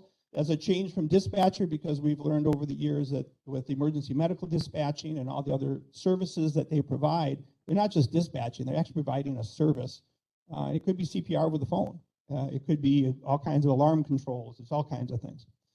The access provider and the service provider are often the same, but don't have to be. And E911 networks are usually built to support multiple counties. Richland County originally had three or four on their network. I don't know whether, are they sharing a selective router now, Barb, with multiple counties? Not, okay. And then, okay, next slide, please. So the basic way a call works is the caller makes a call, it goes to the access provider, it goes to the 911 network, the PSAP, central processing equipment picks it up, and the telecommunicator answers it. That's the basic flow of how a 911 call works. Next slide, please. So this is for wireline. This is the old day when you have a phone in your house and you get a dial tone. This is how 911 started. So you picked up your phone, it went to the selective router. The selective router made a request for your billing information primarily, which told you where you lived. That information then came back up and went to the PSAP. The alley, which is the automatic location identification, was identified because you had a physical billing address. You lived at 123 Main Street. That was on your billing address. When you picked up your phone, it couldn't be anything else. So that was your location service for landlines. Next slide, please. So there's a breakdown: 911 call, selective router, phone company database, get the location information, validate it against what's called the MSAG, the Master Street Address Guide, to make sure it goes to the right county and provides the right fire service, ambulance service, law enforcement service. And then that call is delivered to the PSAP for the 911 operator to answer. Telecommunicator. Oh, I just missed that. Okay. Then what we did is we came up with this new idea of a cell phone, a mobile phone that you can move around with. As soon as that happened, we no longer have a single point of address. We have a moving point. 911, in its current technology, we are adapting and making things fit instead of the new technology, which works smoothly together. So every time we had a new iteration of technology, we had to take the old technology and adapt it and patch it. So the cell calls now come in, they hit the alley database, they go through the cell networks. Sometimes they get information because the cell phone has an account, sometimes you don't. So the dispatcher and telecommunicators right now get a call from 555-911 with some number, which is it's a phone that doesn't have any service, but it'll call 911.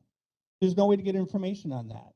So the cell companies, even before this, when you dialed 911, it would reroute to 608-647-2106 because the cell providers could not share that data and the 911 centers couldn't receive that data. So they actually rerouted it to a 7-digit number.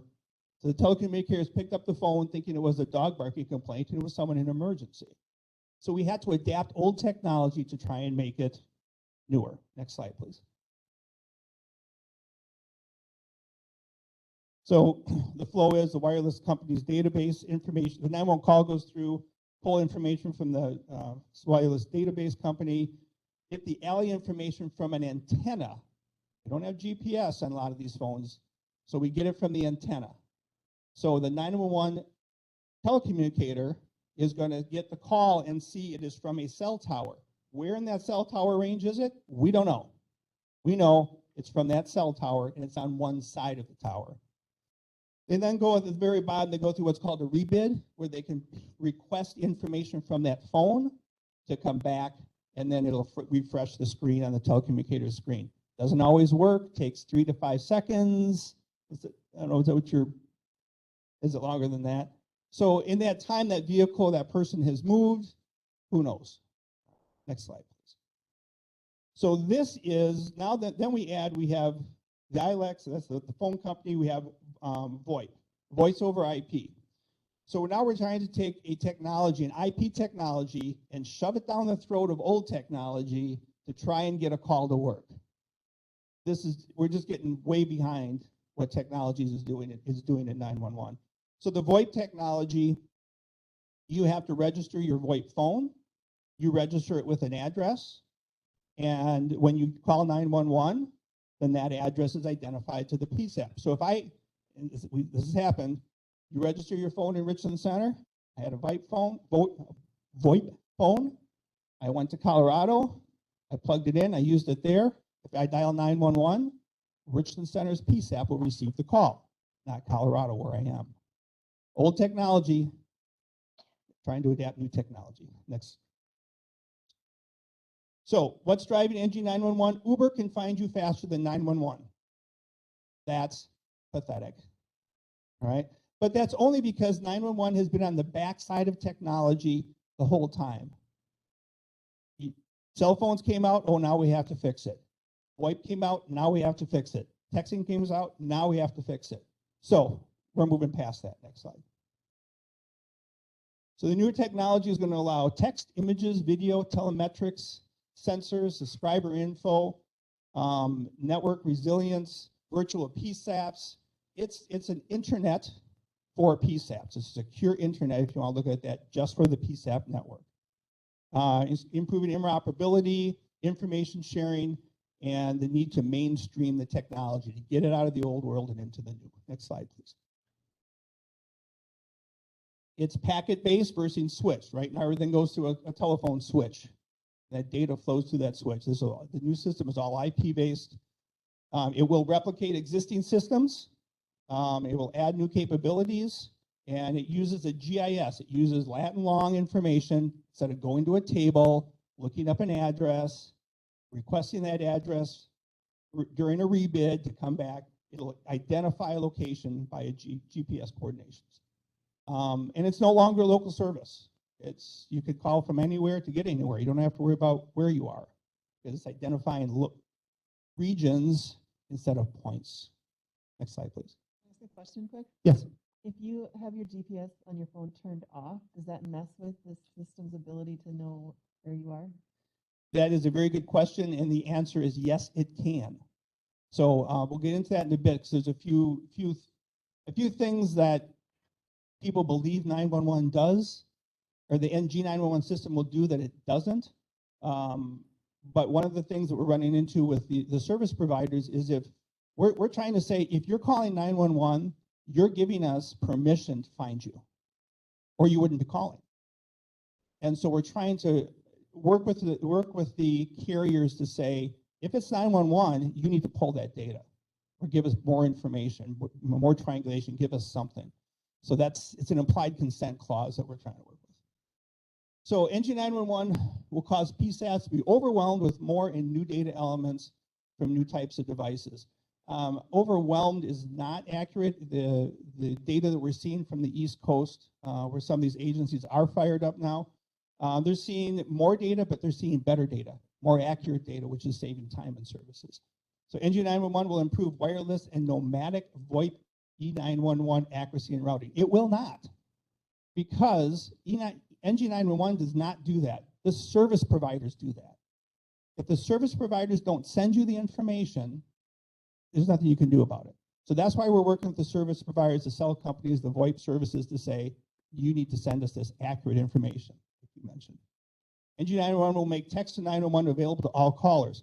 Well, that's not true. Not all callers, not all phones have the capability of text. You pick up your phone at home, you can't text on that, right? So not all callers will have that. There are some phones that don't handle text, even some cell phones that don't handle it. So there's some topics with that. NG 911 will eliminate prank and harassing calls. You're never going to eliminate prank and harassing calls. Next screen. The more digital we go, the more we're open to hacking as well. That's right. Right. Next slide. Oh, thank you. NG911 will enable callback to non-service initialized wireless handsets. These are the handsets that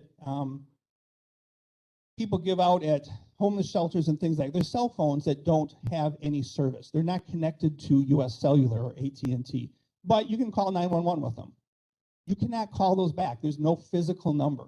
So NG911 does not give you that access back. We're working on legislation right now to ban those phones actually, so that when they come out, when they're out of service, they can't be given out like that because they become a liability. You can't locate where people are on those. There's no network connectivity from a carrier. NG911 will save money. Not going to happen. It's going to be more expensive.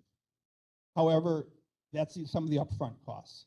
All connected devices will know and report their locations without action by the PSAP. And let's get back to that question. Are there ways to turn that off? Yes. Are we working with those carriers to try and determine, is that a legitimate reason to force it to be turned on? Don't know. That's a carrier's topic that we're working with. NG911 will eliminate all known and unknown issues with the E911 and usher in an area of peace and prosperity. Well, let's skip to the next slide because that ain't happening. All right, reality. NG911 by itself will not enable text to 911. We just talked about that. That's up to the carriers. And most of them want that. Most of them are ready for that. Some of the side cell companies don't have to. So the federal regulation is where we're pushing to get some of those things done. NG911 will not eliminate prank harassing calls. We talked about that. And NG911 will not enable callback to NSI wireless devices. We talked about that. Next slide. NG911 will enable more, but it may not cost less. Here's the topic we run into. In the short term, overall costs will be higher because legacy networks, what we're using now, must be maintained while the NG911 system is being deployed. So we have to have two systems for a period of time, right? Some counties don't need to. Some counties have their selective routers that can route through one router, and it's not going to be a problem. Other counties have the problem where they have multiple routers coming in from cell companies and different agencies or different landlines, and when that happens, they have to migrate and do both at the same time. So that's a topic that comes up as we build into the EZNet. NG911 defines what information is desired, required from originating networks, but does not define how those networks function internally. We cannot tell those service providers how to do it. That's why we're working on federal legislation to say, here's how you need to do it through the FCC. Next slide, please. So where are we going and how do we get there? Next slide, please. So this is the differences between the two, between E911 and NG911, just some kind of base differences. The one I highlighted on here is GIS and database controls. That's a really big one that we're pushing, and I'm pushing right now, the counties to get their GIS data ready, get it validated, get it tested, get it checked, get the checklist done. So as the EZNet progresses, that's out of the way. And that's a big headache if it's not done. It just slows the whole process down. I'll look at that later. Next screen, please. So quick terminologies, emergency services IP network. That is the EZNet. That is the path that a 911 call will go through to get to the telecommunicator. It won't go through switches. It won't go through different service providers. It'll go through the EZNet. AT&T is the contractor now for our Wisconsin EZNet, and then that will be routed to the telecommunicator. I3 standard is the standard that they have to use. It's a NENA standard on how that gets done. That includes cybersecurity protocols, that includes routing, that includes times, that includes alternate routes and backups. The I3 standard is a pretty deep architecture standard. It was a good document. NG911 sets the network elements, software applications, databases. It has a lot of potential for many services to be added in. Next slide, please. Transition, conversion from today's 911 to the NENA defined standard, and basically using the interim to EZNet. We talked about that. There may be two platforms for a period of time. Next slide, please. And system basics. NG911 system, go ahead and just click, it'll click through. EZNet, architecture, database, and that's okay.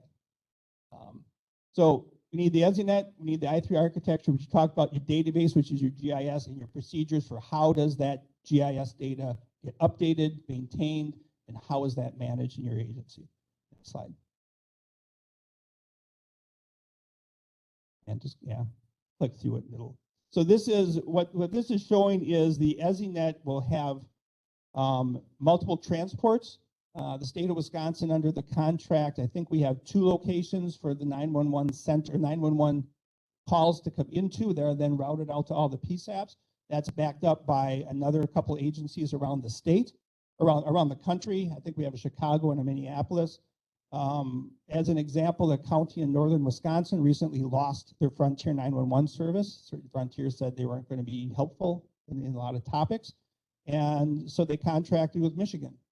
And they are now taking their 911 calls through the Michigan EZNet. And they get routed right back into their own agency. So that's the functionality and the flow of this. You can just click through that part. Pretty computer picture. All right. So this is, you want to click through, you're going to get some terms that pop up. This is a basic picture. You can see on the left, that's the inputs. Those are the different carriers, IP carriers, cell phones, whatever. It goes out, and I hate the word the cloud because the cloud really is, there's equipment out there that services this. When they say the cloud, this is actually equipment that's in service and not just floating out there in the air somewhere.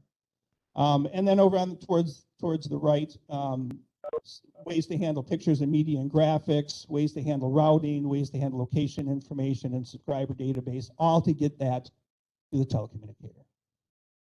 Next slide, please. So database management is huge. GIS and geospatial routing is going to be critical. We're just pounding the counties. Get this done, get this done, get this done. We have 8 or 9 user agreements signed right now. Participation agreements, they're calling them now, for to be tied into the state EZNet, and those agencies have done a really good job getting some of their data ready. So Dane County is going to be our biggest one coming up here, and that's just going to be good to see how that process goes. Validation, call routing, policy rules, these are just some of the things. I've given Clay kind of a cheat sheet on this, of some things to look at and kind of get ready for him to go. Next screen, please. Nature of 911, I'll let you look at that. This is pretty much everything we talked about that, keeping open standards.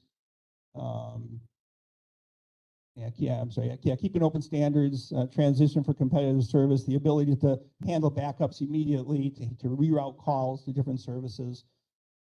Basically, it's the Uber. It's the ability to handle that traffic and move people around and take care of resources. And a lot of legislative change. We've been pounding that hard too. Next one, please. Added features, GIS routing control, virtual PSAPs. We've seen some agencies wanting to start doing that. They can actually run PSAPs from another location. You don't have to worry about hardwiring stuff or trying to find another location. You can take your laptop, leave a building, and as long as you can get onto the EZNet somewhere else, you can run your full PSAP. It's a really nice service. And next, please. Think of NG911 as one element of an interconnected public safety and security system. Already looking at the radios, this is a piece of it. In the future, looking to expand out into the fusion centers, virtual PSAPs, trauma centers, poison control, where calls can be transferred directly right to these trauma centers. They can see telemetrics from somebody's heart pacemaker or heart. So those kinds of services are where this can go. Next slide, please. More direct local control. Once this is up and going, you can handle some of your own routing. You can direct where you want your backup agents to be. If you have to shut your PSAP down for some reason or call overflow, you get a lot of calls. After you get so many calls, it's just automatically go to that other PSAP. And so but they're going to need your maps and they're going to need your services. It's a big regional picture to look at. Next slide, please. Cost, most pricing is custom at this stage. The EZNet costing, there is currently no pricing charge with the state AT&T contract to hook onto the EZNet. There might be some end mile connections for some people that are a long distance from where that point is. But, and jurisdictional impacts, there really is no jurisdiction once we get this going. Who's in charge, how you want to handle that, those are things you can set up on your regional system. Next, please. Benefits text to 911 files such as video clips, streaming video, telemetrics. So if there's a crash and the left airbag goes off, the telecommunicator could know that. Is there a camera in the car? Can we turn that camera on? Oh, okay, there's 2 people in the car. We can see that. We're sending services for 2 people. So things like that are going to be a huge part of this. Next slide, please. So what's done? The GIS basics and preparation, that's really been a hard push on the state. We had some good grant money, and we requested that the agencies that wanted to participate, I think there were 45 of the counties that participated, and would send their data in twice a month for validation. Check it, check it, check it. We made changes, check it. And then we had a service that was checking with them and helping them and encouraging that along. We do have some documents out there on the intro to the NG911 databases, so that data is out there. And funding, we're working on a couple of funding sources. Act 26, hopefully this summer, we're going to have grant projects out for that. We're waiting for the legislature to approve the grant rules.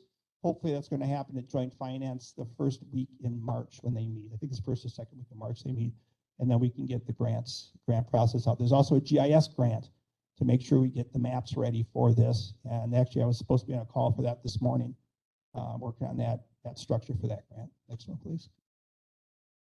So the NINA project, this is just the breakdown of the committees and the committee structure that NINA uses to get this whole process done and getting the transition done. And last slide, I think it is.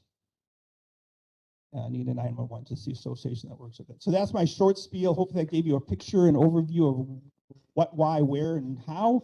And any questions? So where are we at? Our current system is not compatible with SVNet, is that? No. Well, that's not true. It is compatible? So at the last meeting, we talked about the equipment here is the CPE, my understanding was, and we had talked about, does the service provider, are they ready to plug into the SVNet, or is there anything else they need? Do they need any software updates? Do they need any network hardware pieces? And Barbara's going to get it when she got a chance, was going to check into that. Mapping is currently being done by Lynn Newkirk. Lynn was actually noted in a couple of the review documents for the state, and actually made some, because of her comments, and we made changes in the I3 NINA standard because of some problems that she found in the document, which was pretty cool to see happen. I know that she's working on that. I've given Clay some ideas on how to build that flow of data. That's going to take a few meetings, I think, with whoever, the counties, the cities, however an address comes in to a new address, a new building, a new something goes up. How does that get to the PSAP, to the mapping? And that's the chart, one of the things we're going to be looking for in the grant project. So anything on Rooker on that? It's compatible, but at this point, we do not have the capacity to support any changes beyond where we're at now, and that would be significant change. But when we get our new, how does it tie into what we're Okay, doing in do this you, new? I don't think that it would be a good idea to do the change now, and then you don't change everything at once. You change it in phases. So if we're going to change it now and then change it again when we Right, it would make sense to incorporate the change when we do the new. after New the new is in. So let's focus on the radio project first, and then after that's implemented, then we could go to the change. transition. And the other reason I want to do that is there's only 8 agencies signed up, is what I'm hearing. Yeah, the last user agreements I saw last month, there were 8 or 9 that had signed the user. How many are there in the state? There's 72 counties. There's But- 115 PSAPs. right Yeah, now. so we only have 8 of 115. I'm not interested in being one of the test users. Sorry, let Dane County do that. They have a lot Data, more staff. Yeah. Right. And one of the things we're doing with the SVNet project is we are getting data from the large PSAPs, the medium PSAPs, and the small PSAPs. And we're pooling that data so that when the next PSAP that comes on with Zerker, or the next one that comes on with a company, we can say, look, this is how it went for them. This is what we did. So that's our pooling of data to try and make that an easier transition. So Thank you. Sure. So a few weeks ago, from our house, like, was near a phone, and I think officers came out or something. They said there was a 911 call. Our location. We presume it was somebody who was down on the highway with a cell phone and that's like a dead zone, you know, between there. So is the current 911 system, like things like that. So if anybody is making a call, could that be the result of somebody like calling 911 from their cell phone prior to they reach that location? And then how can it be that far off? There's nothing else like around us that, I mean, nobody called 911, but yet it like pinged that 911 was called from our location. And that's something I have to turn back to Clay and Aaron to pull that call up and see if it came in as a wireless call, see if it came in as a LAN call. It's going to have to be looked at to see what kind of data came in on that. Wireless, because I think there were two people at the house. One was sleeping and one was watching hunting shows, so probably sleeping also. Yeah, nobody was even touching a phone, a cell phone. Yeah, if I knew the date and time, we could probably pull the records up on that call. But, you know, in my head, just not knowing, thinking of what it could have been, it very well could have been somebody going down the highway. They caught service as they went past your place, and that's why we got a location near your place. Yeah. Yeah.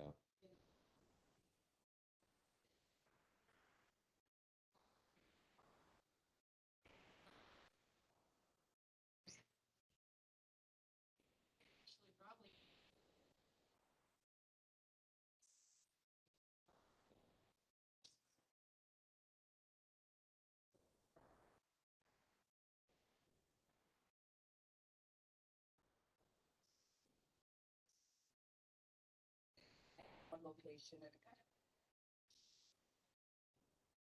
then again and down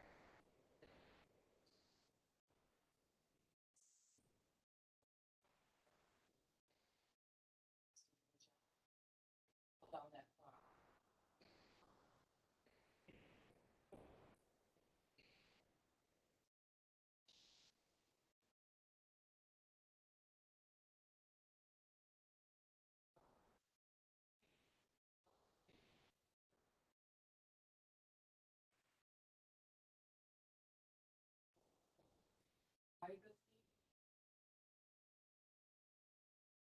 But I don't think EZNet's gonna make that any different, because that's still a cell phone tower issue. EZNet's not gonna fix that. So again, the EZNet is the transport of it, obviously, but to get it away from the going through the router, going through the routers and actually pulling data from the phone would help, because then you'll have an idea where that is. You don't have to try and do a rebid. One of the things we're doing with the EZNet is the call information will be available as the plan before the call goes out. So it's sitting on that phone. When they dial 911, it goes with the call. So if there's a GIS location, if there's information, it would have pinged that right away. Now they go out of service because there's no service area. They're going to drop it again. But when it comes back up, that call will be able to see where that is instead of 10 miles down the road.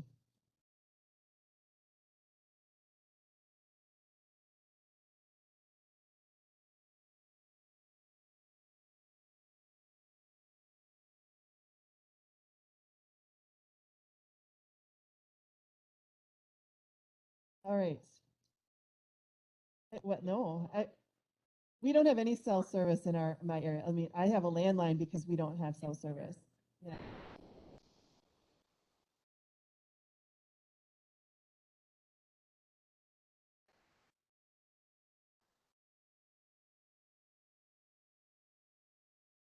Right. Fun fact though, I have fiber and our phone, so, which is great. We have high-speed fiber, but our landline will not work unless there's electricity. So if the power goes out, I don't have a cell phone and our landline doesn't work.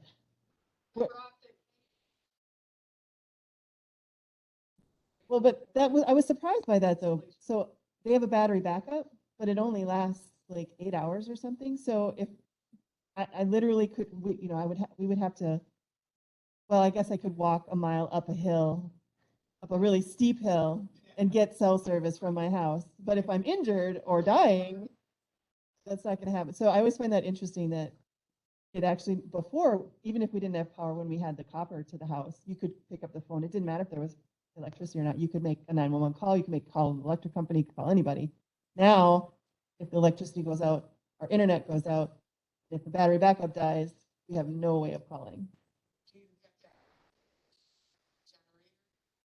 Yeah, you could, if you had a generator. Yeah, I mean, it's just interesting to me that technology has actually made my situation a tiny bit worse. So anyway, all right. So thank you for that. I think this is all important to make sure that as we're moving forward, I just want to make sure that when we invest all this money in our radio tower system, that we are prepared for technology that's coming down the pike. I don't want to be playing catch up like what you're talking about. So, all right. So squad updates. Squad updates, nothing really to update on that. Just the new squads are ordered. Hopefully when they'll be built yet. Radio system, having some issues up in the Casanova area. Aging, the issue, which is not new for Casanova, but when they call me to tell me there's a problem, because it's worse. So had some issues up there. I've done some test pages. Did a test page yesterday, came through clear. Don't know what's going on, so I think I'm going to try and bring down our maintenance vendor. Just I'm going to give everything a once through.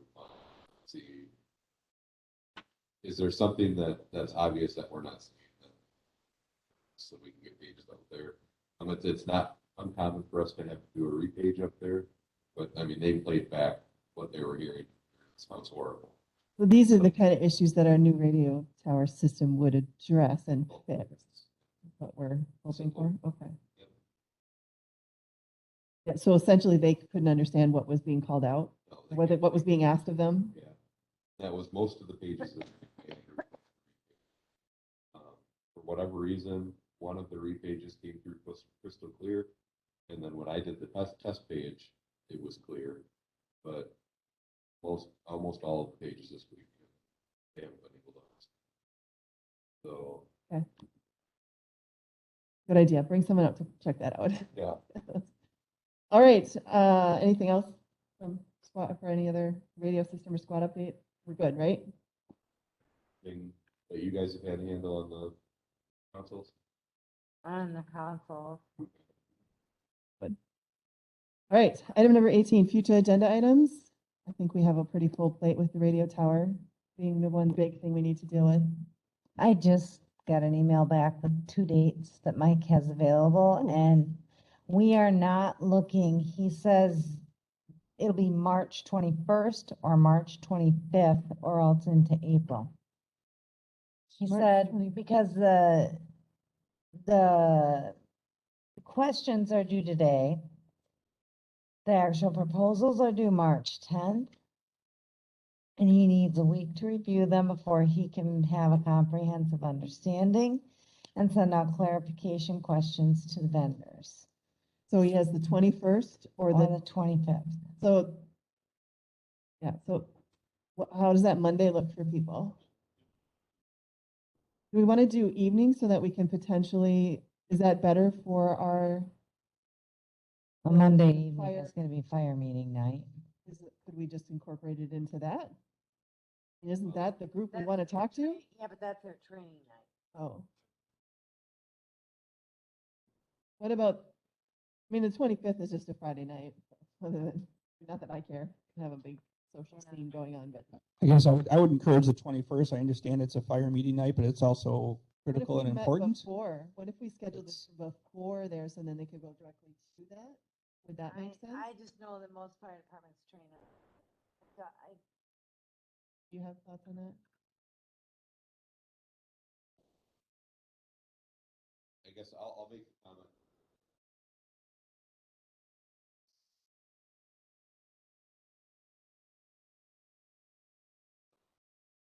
Oh, But it's Friday night, that's not gonna work well. I mean, you are darned if you do and you're darned if you don't. Now, so what time is the fire meeting on the 21st?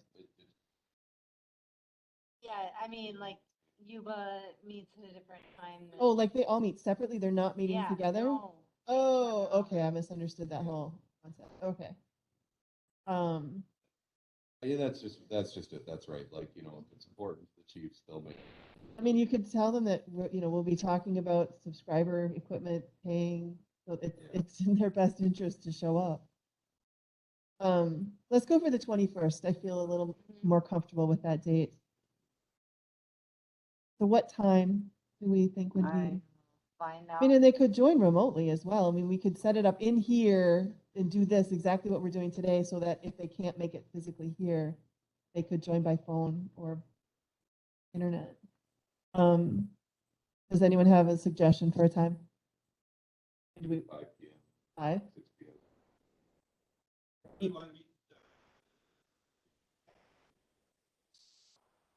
Yeah. Yeah, so we know what what we're gonna be talking about with. I mean, we can either do the before or after, depending on kind of what interaction we have with comments we get from the users. I don't know. We could, why don't we meet? Do we want to meet at 4? And then at 5, open it up to, because then we'll go through the entire, what our proposals we've gotten in and ask You think questions. an hour is long enough? I don't know. I don't know.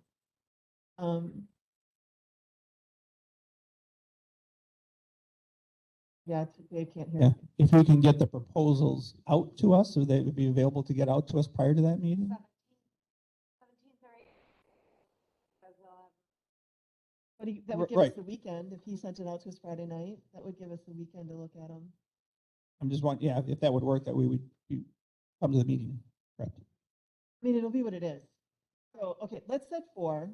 We'll ask the subscribers to come at 5. We can always continue our discussion after, because I think we're going to need to kind of, my hope is that when we're done that night, we will know exactly what and how we're going to present this to the county board and the public. All right, so 4 p.m., 21st of March. Okay, so I would entertain a motion to adjourn to special meeting of LEJC. Actually, no, because we'll be meeting, we'll be meeting before that. We'll be meeting on the 11th, so we would be adjourning to the March 11th. All right, motion by Frank, second by Cosgrove. All those in favor signify by saying aye. Aye. Opposed? All right, we are adjourned. Thank you, everyone.